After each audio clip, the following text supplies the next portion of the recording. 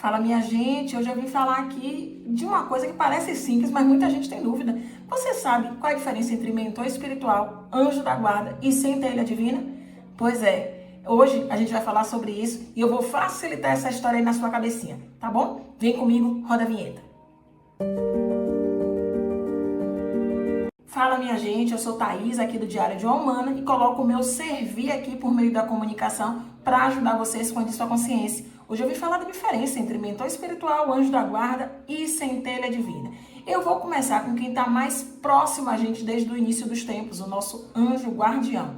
Aquele que está com a gente desde sempre, desde a nossa criação da nossa mônada, né? A gente sabe que nascemos de uma mônada que foi se repartindo em 12 partes e depois se duplicando em 144 partes. Mas isso não é assunto para hoje.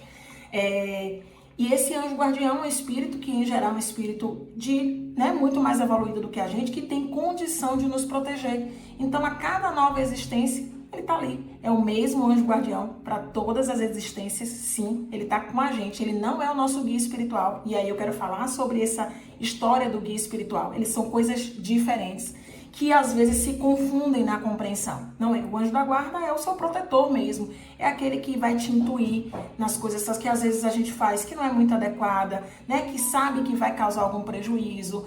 É alguém que está sempre no seu coração, no seu elo. Mas não é a sua centelha divina também. Então ele é mais mesmo como um protetor. Eu tenho uma história que eu gosto de contar, que quando eu tinha 1 ano, acho que quase 2 anos, eu não tenho nenhuma lembrança disso. E minha mãe morava em um condomínio e esse condomínio um muro tinha caído. E eu caí, coisa de mais ou menos uns 5 metros de altura, e eu não tinha nem 2 anos. E eu caí e eu não quebrei um osso.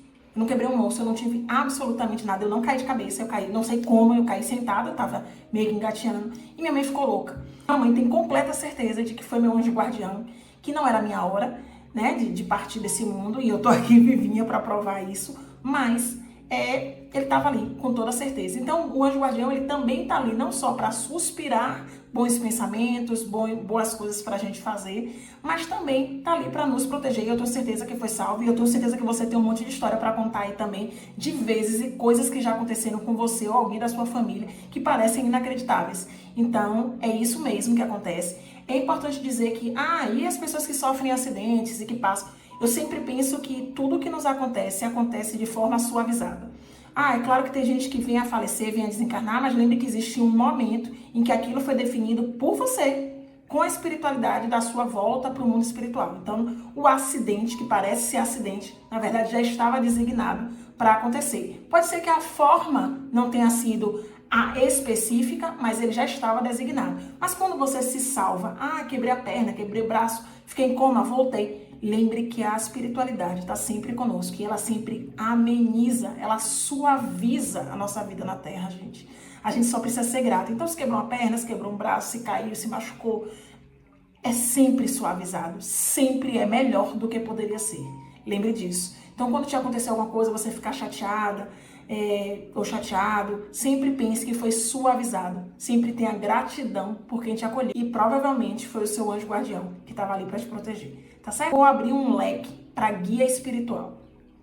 Quem vem da base do espiritismo, da Umbanda e de qualquer outra crença que tenha muita relação com espiritualidade, já conhece esse indivíduo, que não é um só, e que podem aparecer alguns, dependendo do nível do trabalho que você vai fazer. Por exemplo, eu originalmente sou administradora e lá no passado eu trabalhava com finanças. Eu tenho certeza que existia um guia espiritual voltado para essa área, que é que me dava intuição do que pensar, de como fazer, de como alimentar o meu trabalho melhor. Quando eu fiz uma migração de carreira e fui para a área do comportamento humano, obviamente esse guia deve ter alterado. E aí eu comecei a estudar temas que me relacionam com psicologia organizacional, com o comportamento humano, com liderança, com equipes. Então, tudo isso foi mudando para mim. E, a depender do que você faça na vida, esses guias vão mudando. É claro que você tem um guia espiritual. Esses são guias que se apresentam para você realizar determinados trabalhos. Se você é esportista, por exemplo, se você é, médico, se você é qualquer outra coisa, na medida que você vai evoluindo, esses guias vão aparecendo, que são pessoas que são só auxiliares para aquele momento específico da sua vida. Mas tem um guia que é o guia permanente, é o guia que você nasce com ele. E ele vai passar toda esta existência contigo. No caso da minha guia espiritual, eu já venho com ela há muito tempo, trabalhando em uma casa espírita, mas eu não sabia quem ela era, eu não sabia que era uma mulher, eu sabia que ela mexia com flores, que na verdade são rosas, eu aplicava passe, né, magnético no centro espírita, que eu aprendi, e eu lembro que ela sempre tem um macerar de flores, eu sempre sentia, eu via as rosas vermelhas e ela macerava com a mão e trabalhava dessa forma para poder aplicar passe mediúnico. Mas eu não sabia. Então, por dedução, a gente sabe que era uma mulher, mas eu não sabia. Como foi que eu descobri isso? Eu falo do trabalho dele, porque é um trabalho muito sério, que é o Washington, ele me acompanha aqui. Então, Washington, um beijo pra você. O Washington é um desenhista e tem todo o amparo da espiritualidade para fazer esse trabalho. E eu conheci ele por meio de uma amiga, que é a Raed, e a Raed me apresentou ele e eu pedi que ele desenhasse para mim a minha guia. Claro que ele pede permissão, ele vai pedir alguns dados meus, eu dou a ele, ele pede permissão à minha mentora espiritual e à espiritualidade para que ela venha se apresentar. Quando ela se apresenta, ele faz o desenho. Ela se apresentou, ela é da cultura árabe e ela se apresentou como uma mulher árabe para mim e a gente foi se conectando aos poucos. Depois desse desenho, esse desenho chegou para mim, acho que tem um ano, ou mais de um, acho que quase 2 anos, não me lembro bem. Junto com isso eu recebi uma carta e ainda não estava completamente conectada com ela.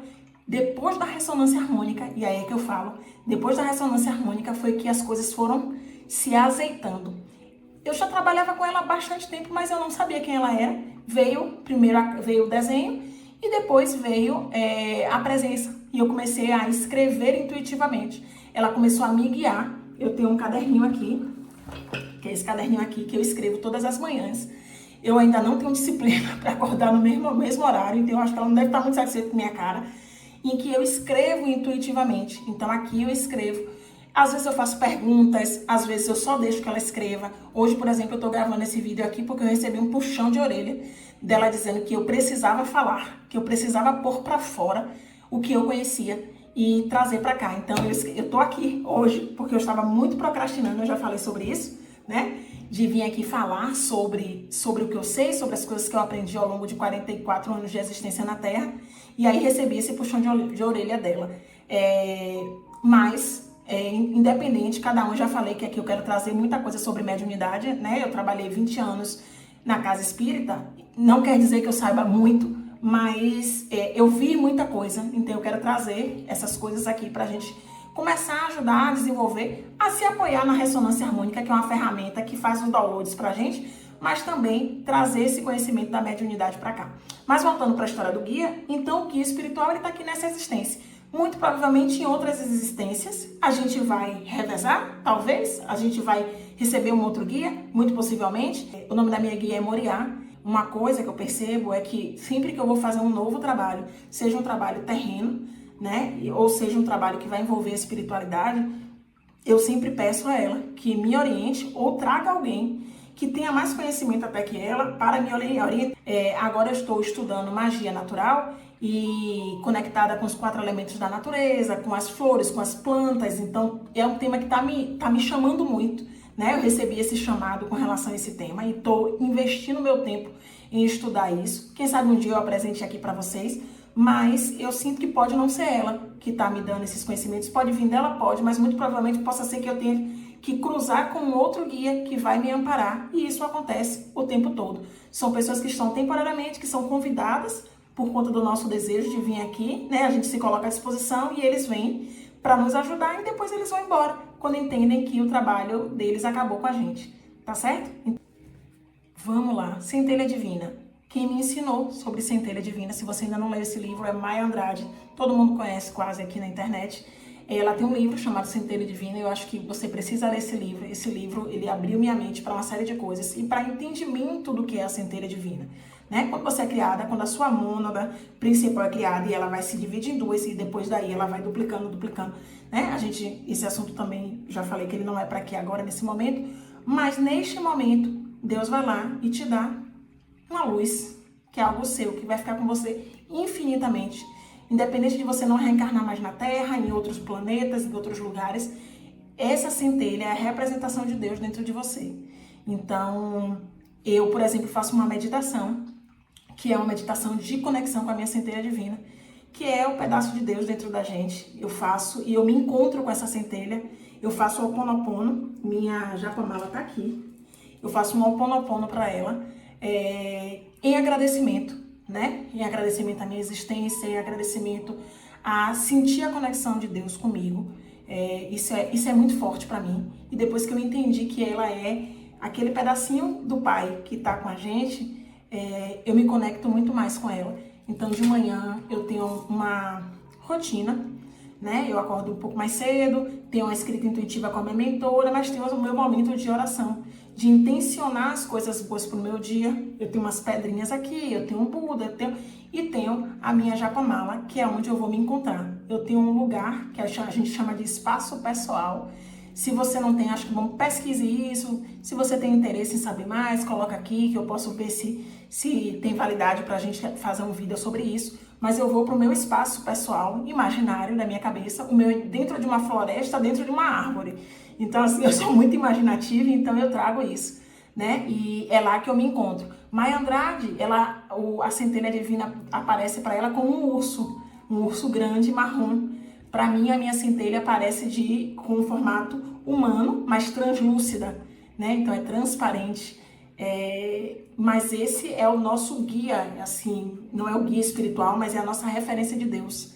Então, é quem nos faz existir, é quem está dentro de nós, é quem nos sintoniza com o todo. Então, quando a gente vai lá na ressonância e pede, quero conexão com o todo, é da centelha divina que isso vai vir, essa conexão vai vir de lá, tá certo? Eu espero que meu vídeo tenha sido útil, tenha sido doce. Se você ainda não me curte, me curta. Se ressonar para você, é claro. Se você frequencia, siga o canal do Diário de uma Humana, que eu falo de minhas experiências, mas estou trazendo agora coisas que estão guardadas aqui. Um beijo enorme no coração de vocês, que vocês tenham uma semana maravilhosa. Até breve.